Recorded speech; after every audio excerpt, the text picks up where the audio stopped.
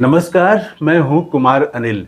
Doctor Bhimrao Ambedkar की पुस्तक बुद्ध और उनका धम्म, इसकी 81वीं कड़ी लेके मैं आपके सामने उपस्थित हूं।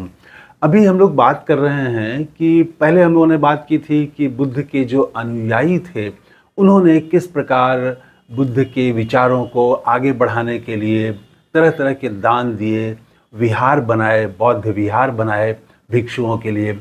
उसके बाद हम लोग बातचीत शुरू कर रहे हैं कि जो बुद्ध के विरोधी थे वो किस प्रकार के सवाल खड़ा करते थे, कैसे विरोध करते थे। एक हमने पिछले वीडियो में देखा कि उन पर जादू टोना का आरोप लगा, फेक न्यूज़ जो आज भी हम देखते हैं। तो फेक न्यूज़ तथागत के ज़माने में भी था और उनके खिलाफ ऐसे झूठी खबरें फैलाई जाती थी।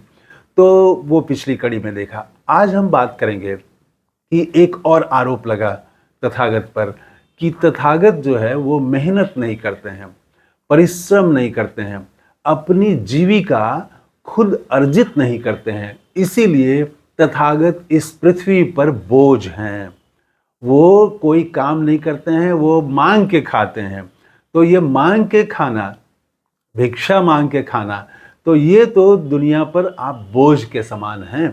तो ये आरोप लगा तथागत पर। तो उसका किस तरह से जवाब दिया, बड़ा रोचक जवाब है वो, आज हम उसी पर बात करेंगे।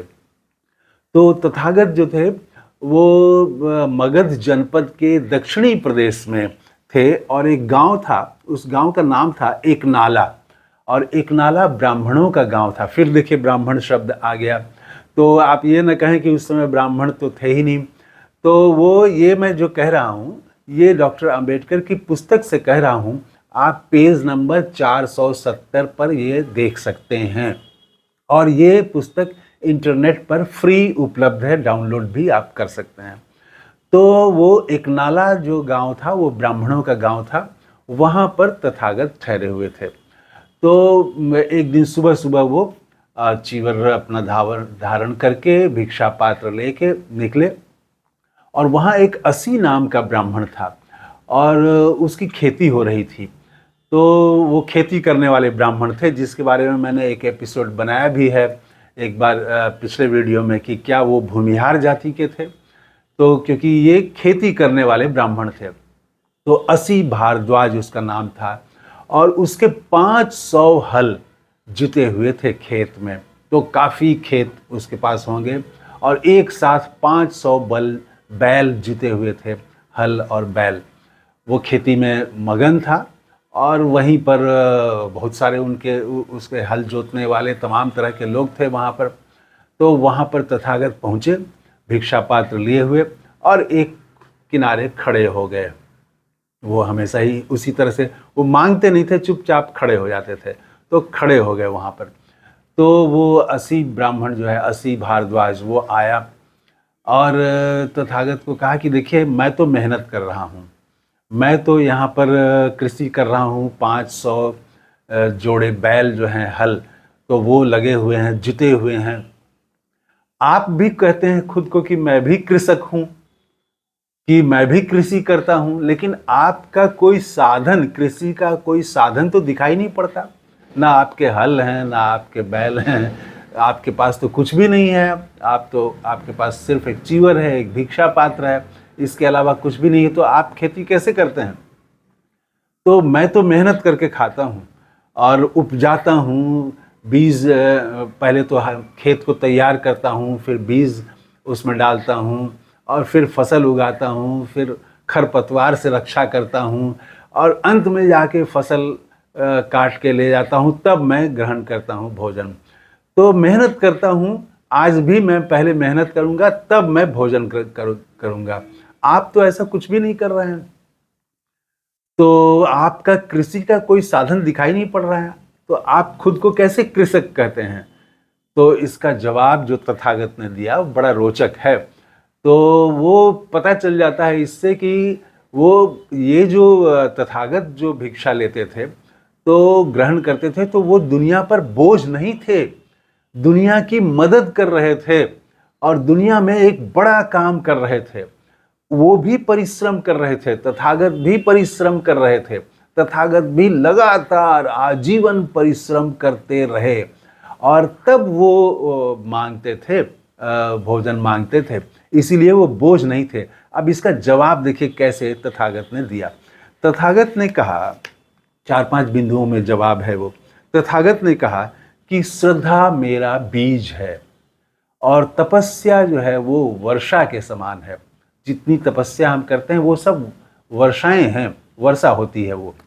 और उसके बाद उन्होंने कहा कि प्रज्ञा ये जुए की तरह है, ये जो हल के ऊपर, बैल के ऊपर जो लगाए जाते हैं, जुए और हल हैं प्रज्ञा। उसके बाद उन्होंने कहा कि पाप भीरुता, भीरुता मतलब डर, भय, तो पाप से डर, भय ये दंड है। और विचार जो है वो जुए की रस्सी है, जो बैल के गर्दन से और किसान के हाथ में, हल जोतने वाले के हाथ में रस्सी रहती है, वो विचार जो है वो रस्सी है। और उसके बाद कहते हैं कि स्मृति जो है वो हल की फाल है और बहुत पैनी है स्मृति। और फिर कहते हैं कि वचन को कर्म से संयत रखता हूँ, अपने वचन को अपने कर्म से संयत रखता हूँ। और भोजन में संयमी हो करके, और जो है वो अपनी फसल को खरपतवार से मैं दूर रखता हूँ। भोजन में संयमी रहते हैं, ऐसा नहीं कि बहुत खा लिया या इकट्ठा किए जा रहे हैं, तो उसमें भी संयमी है वो। तो ऐसा करके वो खरपतवार से, कोई जैसे फसल को खरपतवार से दूर करते हैं, घास निकालते हैं, उसी तरह से ये भी काम वो करता है, भोजन में संयमित रहना, तो वो करते हैं। और फिर उसके बाद कहते हैं कि सुख की फसल प्राप्त करने तक परिश्रम करता हूँ। और एक बात और उन्होंने कही कि अप्रमाद वो मेरे बैल हैं, बैल के समान हैं, जो बाधा, बहुत मजबूत बैल हैं मेरे। अप्रमाद, अप्रमाद मतलब ईर्ष्या, द्वेष, लोभ, लालच, तो ये सबसे मुक्त होना। तो संसार से, एक तरह से संसार मतलब यही जो इच्छा आकांक्षा है तरह तरह की, तो इससे मुक्त होना। तो कहते हैं कि ये जो मेरे जो बैल हैं वो अप्रमाद हैं, जो और बहुत मजबूत हैं वो, तो वो किसी भी तरह की बाधा देख करके वो रुकते नहीं हैं, डरते नहीं हैं, आगे बढ़ते ही जाते हैं और शांति के लक्ष्य तक ले जाते हैं ये बैल।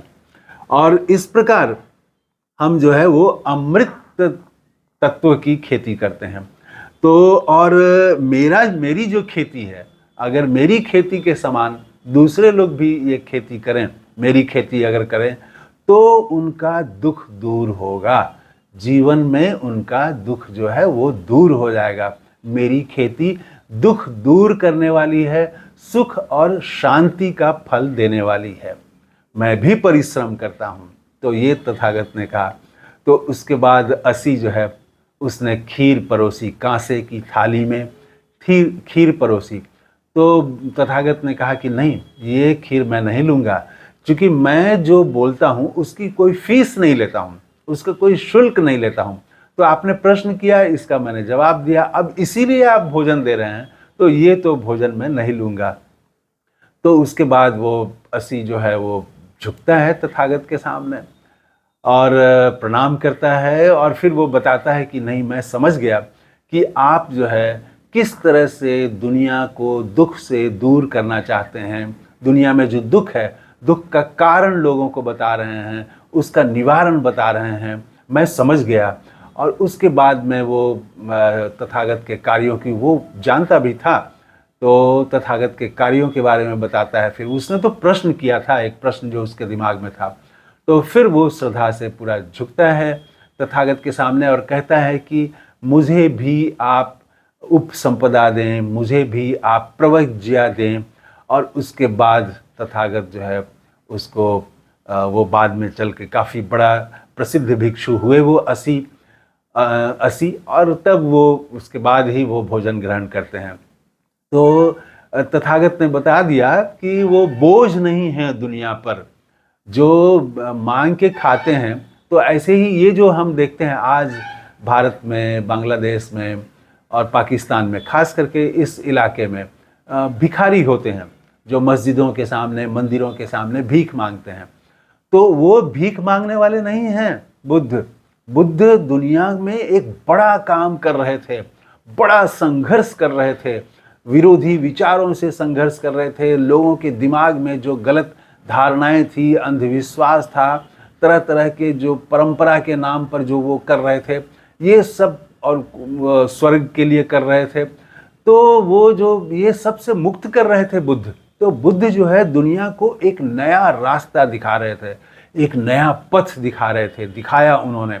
ये असी ने कहा कि मैं समझ गया हूँ कि आप दुनिया को अंधकार से प्रकाश की ओर ले जाने की खेती कर रहे हैं। तो उसके बाद वो तो भिक्षु बन जाता है और फिर वो भोजन ग्रहण करते हैं। तो इस प्रकार तथागत ने जवाब दिया कि वो दुनिया पर बोझ नहीं है। तो आज की कड़ी में इतना ही। तथागत को नमस्कार करते हुए बात समाप्त कर रहा हूँ। थैंक यू, धन्यवाद, जय हिंद।